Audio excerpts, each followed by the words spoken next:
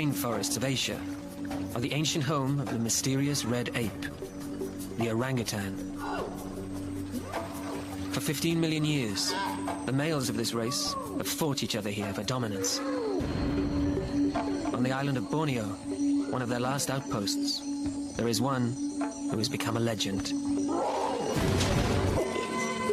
He's won human hearts, and they've given him the name Kusasi. His ruling rank brings special privileges with the females. He's fathered many youngsters. His bloodline marks him a winner. But behind this success lies an epic story of survival. The Kusasi was an orphan, a baby stolen for the pet trade. But he escaped, and battling to survive, he turned his misfortune into triumph. He became a king among the orangutans. Today, after years of tenacious fighting, his strength is fading. Yet Kusasi's grip on human hearts has never been stronger. Those who've watched his life unfold now step in to save him again.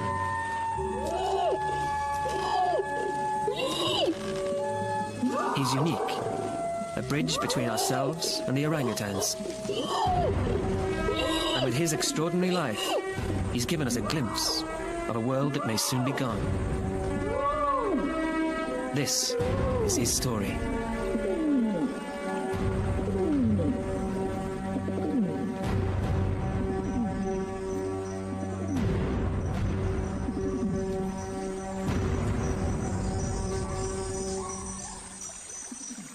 Kusasi was born almost 30 years ago, in a nest, high up in a tree canopy. It's where orangutan infants enter the world. Just like human babies, they're completely helpless, dependent upon their mother's protection. But for Kusasi, that safety would soon be shattered.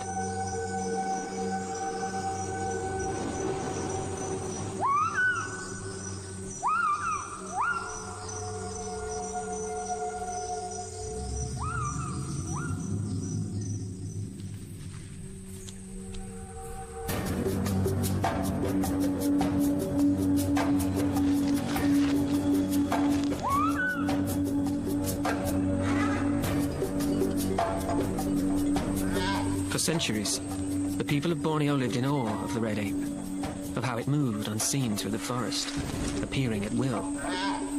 They believed orangutans were beings of the spirit world. But in more recent times, this fear was overcome by greed.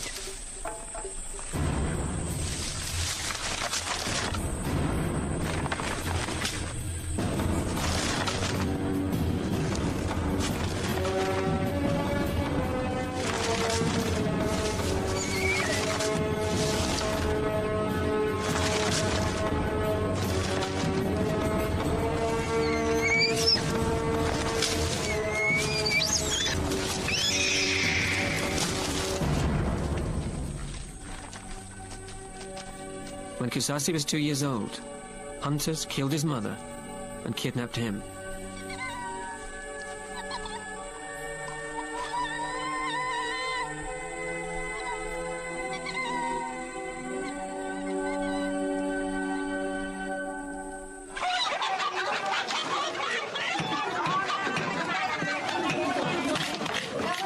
The kidnappers worked in the animal trade.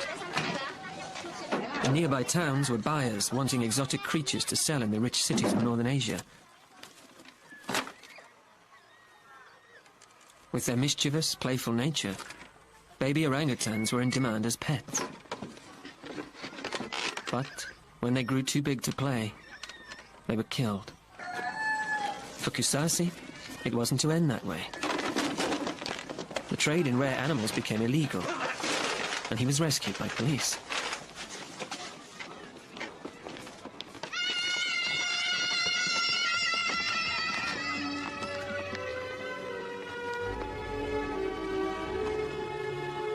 They took him back up the Sakonya River, toward the forest where he was born. But what was left for him there? How could he go back to a life in the forest?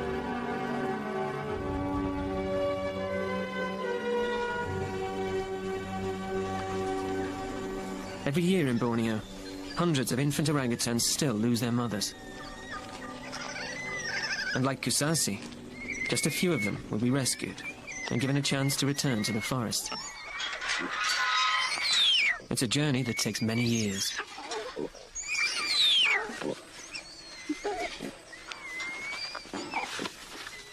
Baby orangutans depend upon their mothers. It's her experience and care that shape their lives.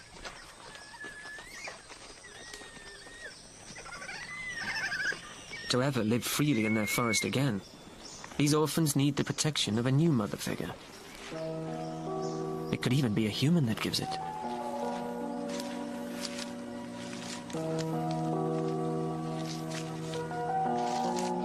The Rutigaldikas came to live in this forest a few years before Kusasi was born. Her ambition was to study wild orangutans and find clues to human origins. She was the first biologist to draw so close to the mysterious red ape.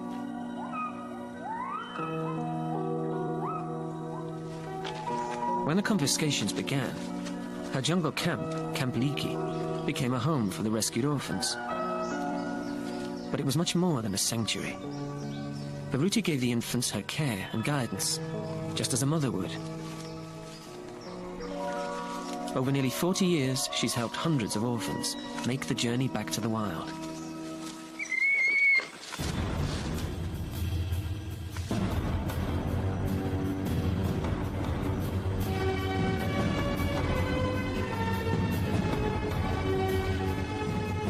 It was on August the 22nd, 1978, that Kusasi traveled upriver to Camp Leaky. It was his chance to return. He'd spent months confined to a crate. Now, his life was beginning again.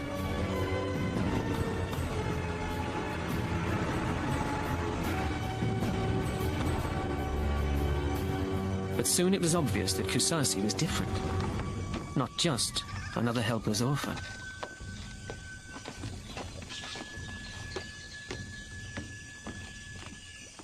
When he first came to Camp Leaky, he did not behave like the usual orangutan infant. Usually traumatized infants are squealing. They're trying to cling to the appropriate person who most resembles mother. In some cases, it's a human being. They're very traumatized. They even sometimes cling to themselves, hold themselves, because they just absolutely need to cling to somebody. Kusasi didn't behave in this way. He didn't squeal. He didn't cling. What he did was he escaped.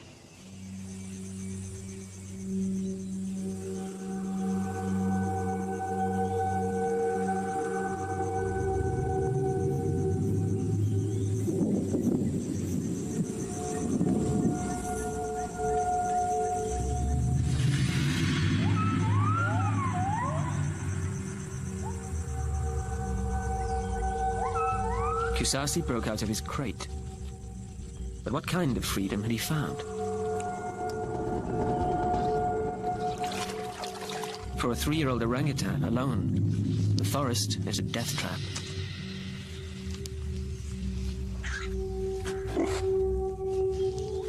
It seemed certain that Kusasi had met a gory end.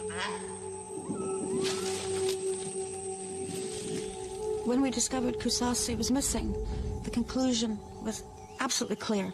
Kusasi had been taken from his cage, dragged across the grass, killed and eaten by a pig. The conclusion was that he was dead. Life in camp moved on. The loss of one little orangutan was soon forgotten, as others flooded in. But 1.5 years later, Kusasi sprang another surprise on Camp Leaky. It was actually a very ordinary day. Most of us were in camp, and one of the assistants comes and says, "There's a strange infant hanging from the window of the dining hall." I said, "Where is the mother?" "There's a strange infant. He or she has to have a mother." They said, "There is no mother. He is alone."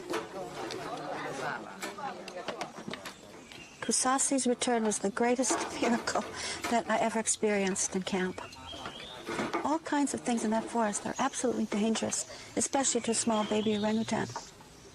It was the human equivalent of a 2-year-old toddler being put out in the streets of London or New York and expecting them to survive on their own. 1.5 years later, found him or her still alive. That's how dramatic Kusasi's resurrection was. How had Kusasi managed to survive alone for 18 months? Life with a mother is a safe ride through spaces perilously high up. From this roof over the forest is more than 100 feet down, but it's where the best fruit can be found. Infant orangutans have neither the balance nor strength to reach these high places alone.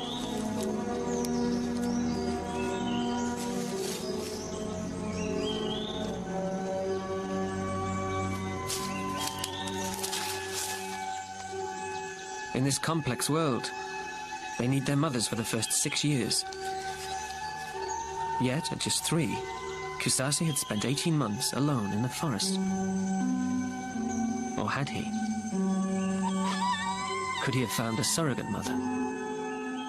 But here he was, the survivor.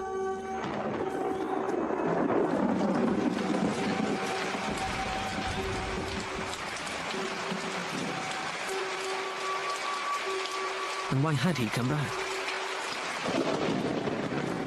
When he entered the world of Camp Leakey for a second time, Kusasi was only 5 years old, still needing a mother's care. But he was taking an enormous risk. Humans had killed his mother and caged him. Could he sense that these people would treat him differently? It was impossible to imagine then, but Kusasi's return was the beginning of the longest ever study of a wild male orangutan. It was February 1981, and with the unique images captured over the decades, his life is on record. This is one of the first pictures that we have of Kusasi, where he has just had some milk, he's very relaxed, but the gleam in his eye is visible. Camp Leakey was already a busy place. The orphans here were experiencing freedoms they never had before, and they are natural mischief makers. But they also had psychological traumas, separation anxieties, and these disturbed personalities gave the humans plenty to observe. The records reveal that Kusasi was wary of humans and took a while to settle in. Others were less reserved, like Princess. This young female was Kusasi's age, but astonishingly open to new ideas. That food? Apa ini? Biscuit. She was already half of a unique relationship with Gary Shapiro. He'd come to do some new research into orangutan language ability. Princess can still be found in camp today, with her little son, Percy. And she's still a draw for Gary.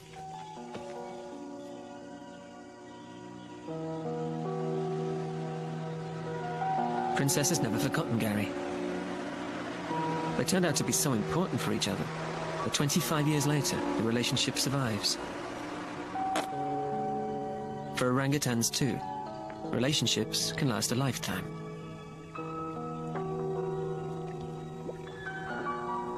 Princess! Sas, apa mau? Apa mau? Okay.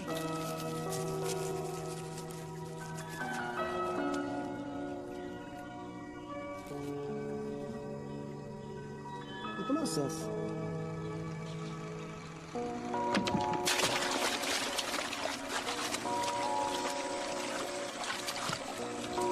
We would go everywhere together. She was essentially kind of glued to my shoulders as we walked around camp together. We'd go down to the river here, and we'd go swimming together, have our breakfasts and frequently our dinners together. We formed a very close relationship. Your ex, my coming? Up now? You? Go.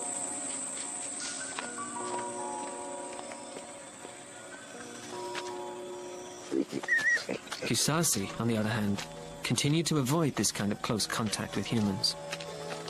Was it because of his traumatic start in life? Or was he just avoiding a world that did not belong to him, where humans were parents and teachers? Apa ini? Princess became famous worldwide for her language skills. Grass? She could speak to Gary, using 30 different signs, naming a hat, a wristwatch, or a flower. Apa ini? She still remembers them today. Apa ini? Apa ini? Apa ini, says? Apa ini? Food? Apa ini? Fruit? Okay. I'm gonna ask her how. Bagaimana? She taps it twice like that, so that's to open. Apa ini? Hat. Give her the hat.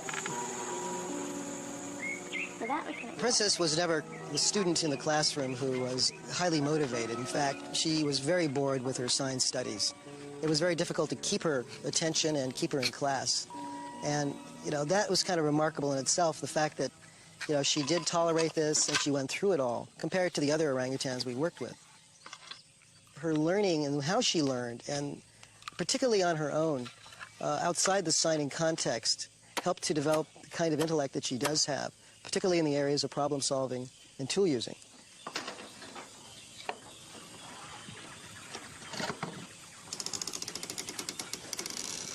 Again, she's a bicultural ape. She spends part of her time in camp. She gets food that she wants just by figuring out how to open up locks and getting into food lockers normally. And she spends the rest of her time in the forest being an orangutan, looking for foods there. While many orphans did attach themselves to humans, Kusasi was left still needing the protection of a mother figure. In fact, Kusasi was just doing things his own way again. He had his own idea. In the shadow of the Empress. Everywhere she went, this red wave of orangutans would move. It would be like the Red Sea parting. And as she walked through, Kusasi would follow in her wake. He got access to the food, he got access to the milk, and that made him stronger. That gave him an advantage that he might not have otherwise had. Princess and Kusasi found security in different ways, and that set the scene for the rest of their lives. Kusasi went his own way from the start, and has done ever since.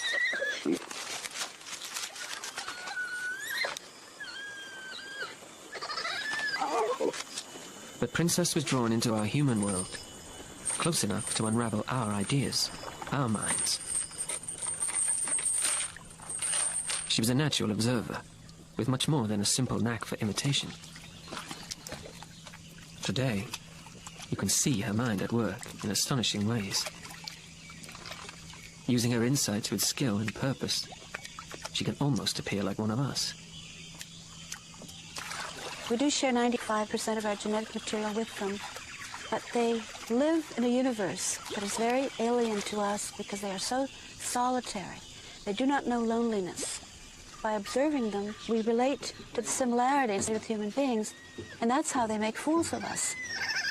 We think we understand them because we understand the similarities, but in reality what is really important is the difference. Princess made the scientific news. But did signing for a wristwatch ever pass for intelligence in her world? Probably not. She just went along with it to get the affection she craved. Princess has been very significant in my life.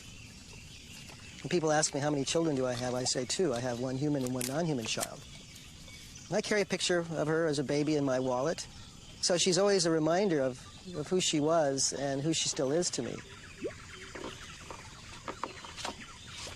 One-year-old Percy is Princess's third infant, Papini? fathered by Kusasi, Papini says. and she's a grandmother now. But the bond they had then may have helped her become the strong mother she is today, giving Percy a great start in life. Once an orangutan is an adult female and she's with her child, she's quite a distinct individual. There really is no grand desire to be tickled or to be carried around or to be in the way she was when she was much younger. Kusasi never had this much attention from Siswoya, yet images from 1984 do show him starting to relax in camp.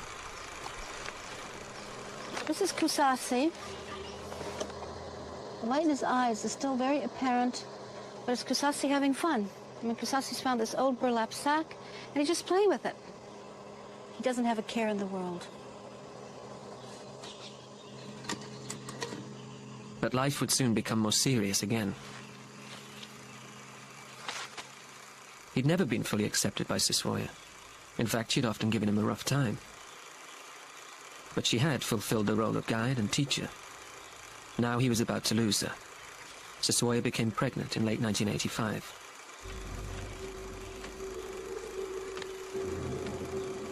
The baby would change everything. Kusasi would soon be alone again.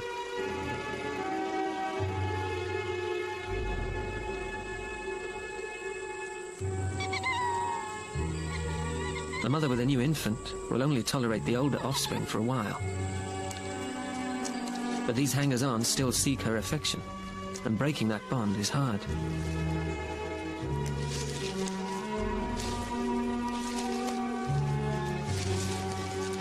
Even though she never really wanted him, the loss of his surrogate mother was a big test for Kusasi.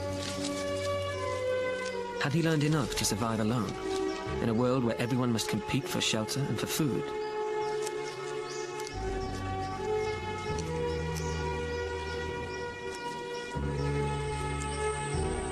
Moving around the treetops is one skill Kusasi had roughed out by then. But there were many other challenges ahead.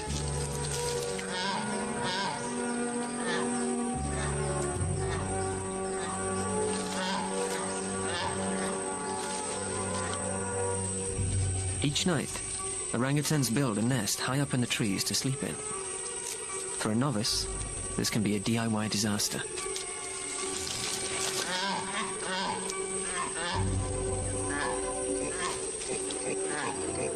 For the time being, it would be a case of getting by on the practical side of life. But it was mental strength he really needed for the road ahead.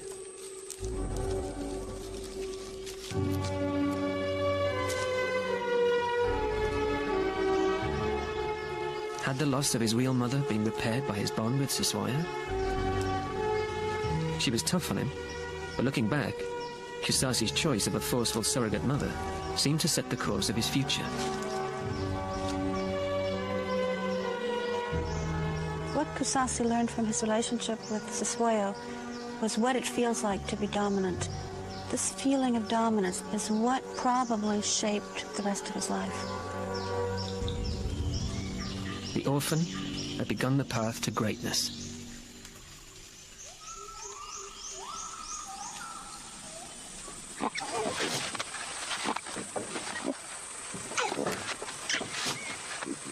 A new way of life now opened up for Kusasi, where his wits and strength were challenged every day. The fighting began.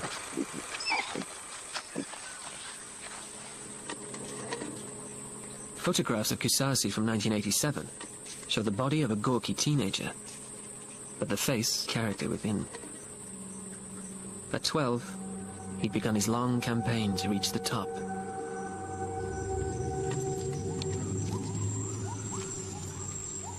To become a winner, a young male must bulk up. Males can reach double the size of females, and they need to, if they're to fight off the competition. But to reach this combat weight, they need a lot of food. Fruit is scattered far and wide, but orangutans can make a mental map of where the best trees are, like the fig and the jackfruit, and to remember which week of the year their fruit ripens in, timing their journeys perfectly. And as he roams, the young lone male tests his courage and powers, approaching females, seizing a chance when a dominant male's back is turned.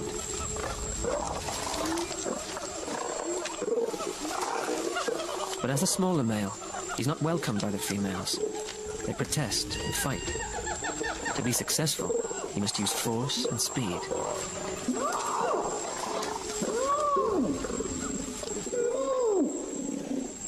This is a high-risk strategy. Being caught by a dominant male could easily mean death.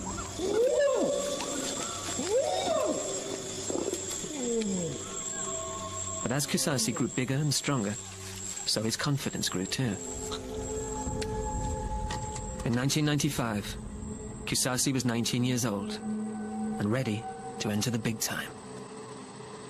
When I left camp, Kusasi was still a sub-adult male. When I came back 3 months later, there was just this incredible transformation that had occurred. Finally, Kusasi, the cheek patter.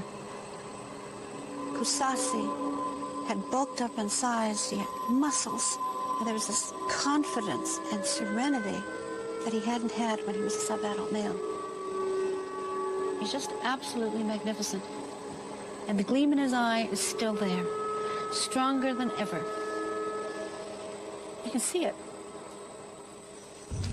It's a male's cheek pads that signal to others that he's a contender for power. Cheek pads only grow if his testosterone surges to the highest levels. With these, and a throat pouch for the booming long calls, he's ready to fight for dominance. Kusasi would risk his life now to be king. In order to claim his throne, Kusasi had to defeat the other contenders. The main contender was Yayat. Yayat had become stronger. There had to be a showdown. Yayat was a few years older than Kusasi. Their previous fights had always ended in stalemate. Now, the violence escalated. The fighting with Yayat became for real, absolutely for real. There were a series of combats over the years. Kusasi always won.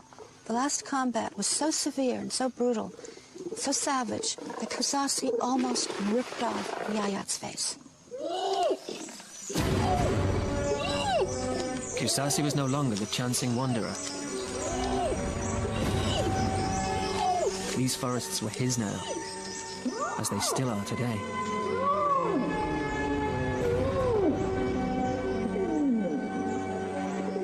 Kusasi is a king, but without an entourage. Like any adult male orangutan, he's solitary. He travels, eats, and sleeps alone, but he rules by fear. His distinctive long call announces his presence, encouraging females to come to him and warning other males away.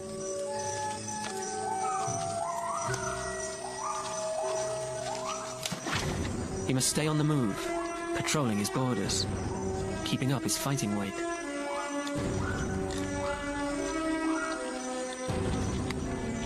And his long struggle has always been about one thing. Through Kusasi's reign, he's fought hard for the right to mate and to pass on his genes.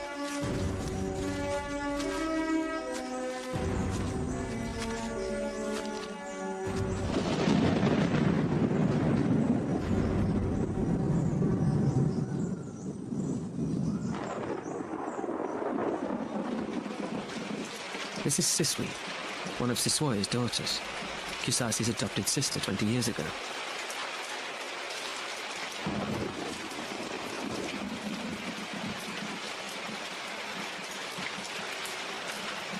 Siswi was one of Kusasi's favorites. They grew up together, but he did not regard her as a sister. They had a great deal of play sex together, and after Siswi became an adolescent, they had a lot of real sex together. He had sex with Princess, he had sex with Tud, he had sex with Unyuk, he had sex with Siswi. If they were female in camp, he had sex with her. Kusasi spends most time with females he's known the longest. It's as if, despite his solitary existence in the forest, he finds comfort in familiar faces.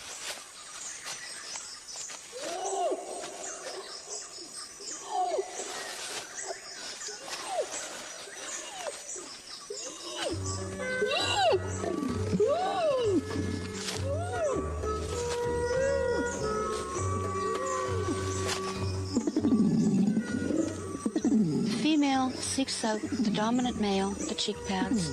She listens for his long call in the forest, and she frequently will move towards him, especially if he is close in the vicinity.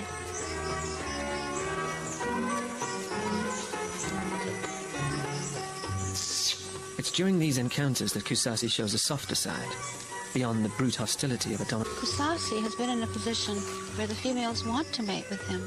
Sometimes the females almost offer themselves to him. They'll lay back, spread their legs, you know, the welcome sailor position. and just wait for him.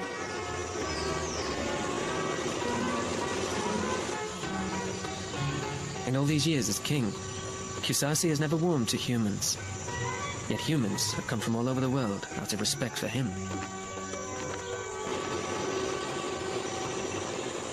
In 1997, one of his visitors was actor Julia Roberts.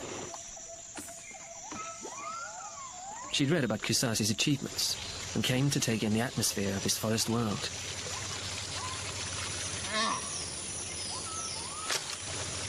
But their encounter wasn't quite what she'd expected.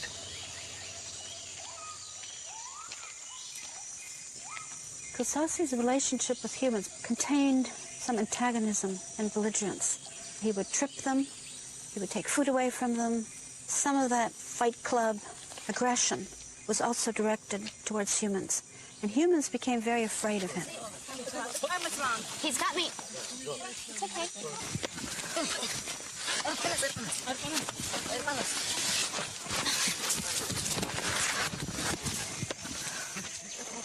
Okay. He's okay. And she's okay too. I feel I'm sort of vibrating from head to foot, really.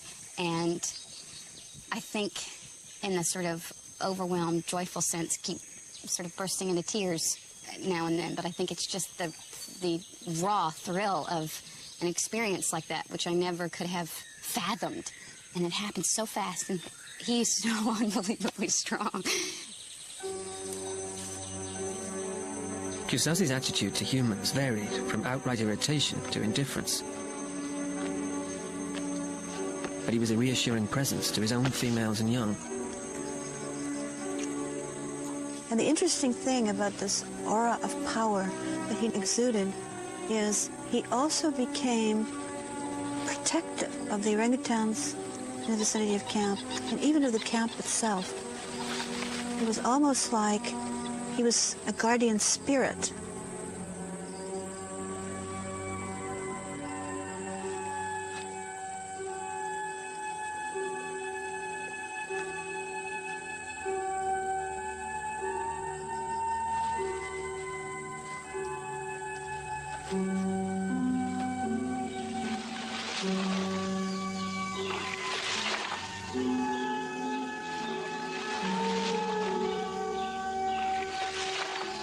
Over time, many rivals have tried to topple him, but Kusasi remains. His grip on power has now lasted for 10 years. His long rule has brought stability to his forest kingdom. It's his dominance that underpins the orangutan world.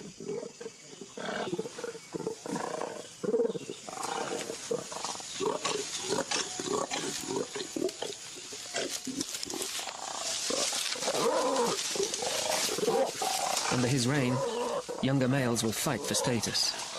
It's the natural way of things. They pit their strength against each other, seeking a foothold on the ladder to power.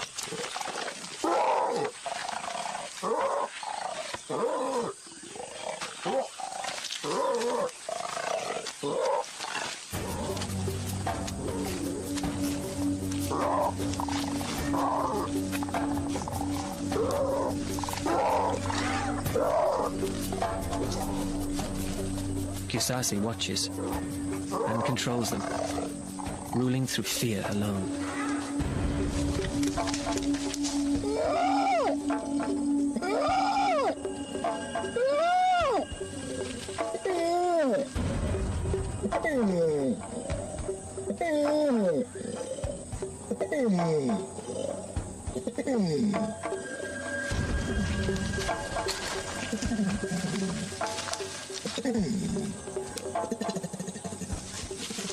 But it's not just the males within his kingdom that Kusasi must control.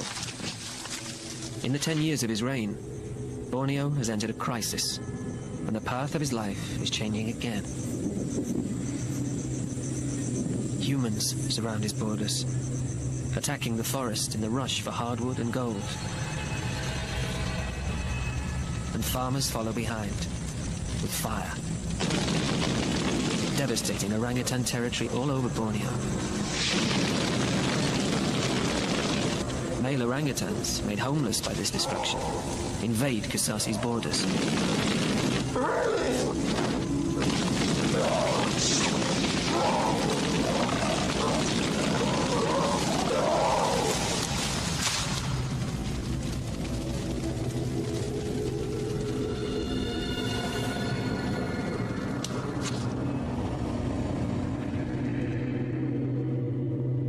Time has finally caught up with him. In a fight with a rogue male, he's been badly wounded.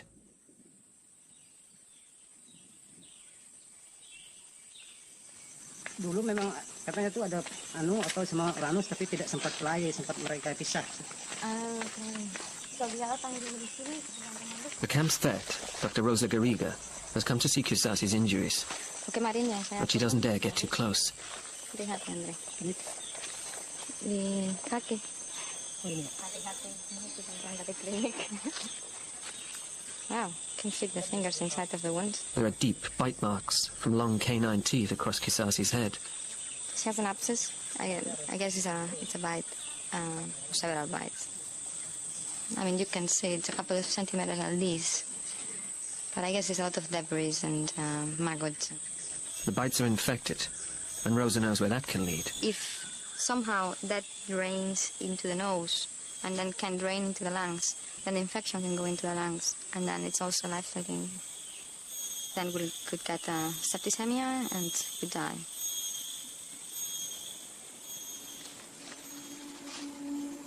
For the first time, it seems Kusasi may have met his match. For a while he returns to the forest, but with such deep head wounds, he's vulnerable. The females see his injuries and sense his crisis. He's been their ruler and protector for so long, but now his moments with them could be numbered.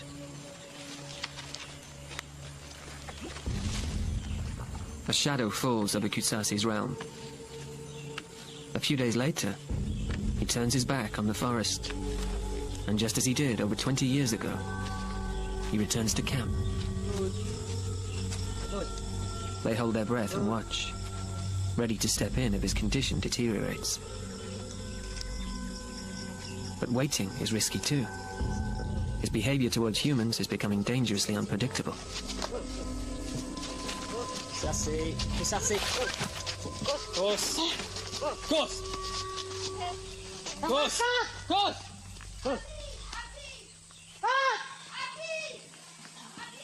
There's no option to try to treat Kusasi's wounds. But first, they'll have to knock him out. And that's a prospect no one's looking forward to.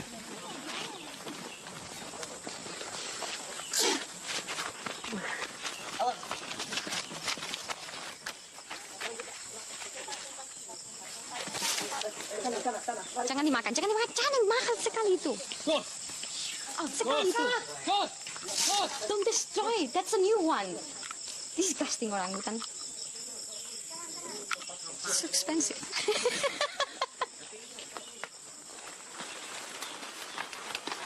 It's a relief the tranquilizer dart is in, but there's always a double danger in putting such a large animal under anesthetic, for Kusasi and for those helping him. We don't know who Kusasi was fighting in the forest, but we do know that when he came back to camp, he was absolutely ripped apart, he was shredded, he was puncture wounds all over him, almost like he'd walked into a puncture machine.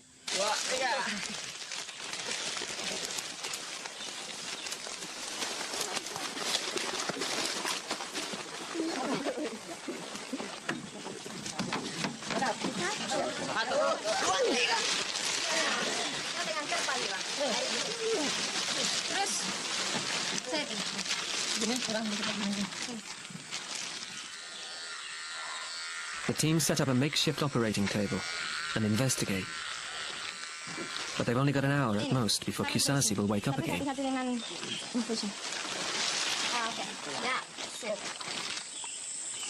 There's a lot of dead tissue, and I'm just trying to see how deep goes this. I mean, it's very swollen here, but it's soft. It's not full with liquid. It doesn't. Sorry. Cleaning his wounds will give him a better chance to recover. It's a deep one, but it's a lot of fat and big head. Cannot even feel the bones.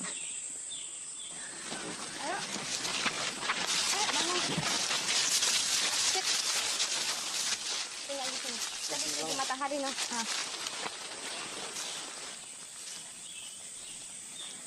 Right. Massive. Sakit ka pala. Okay. Sit down. Sit down. Right. Sit. Kusasi has been given extra time. His days as king are not yet over.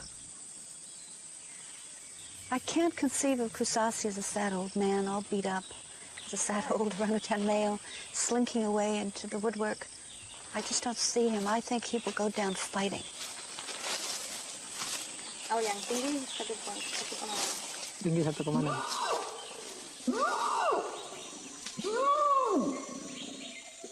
At night, Kusasi long calls from the forest close to camp to tell the world he's still in charge.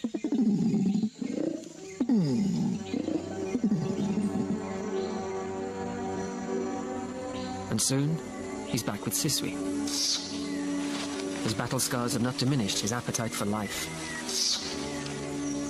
He's lost catastrophically in terms of the battles that he's fought, the physical battles that he's fought, but I don't think he has yet lost psychologically.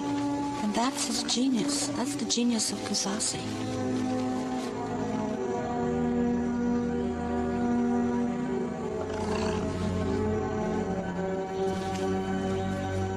Kusasi was an orphan who became a king, but his legacy may be greater still. His amazing story has captured the human imagination. He may even help to secure a future for all orangutans. But in his threatened kingdom, could another ever match his success? It will take a very special individual to take his place in our hearts, or to stake that claim for all his kind, in that same unbending manner as Kusasi.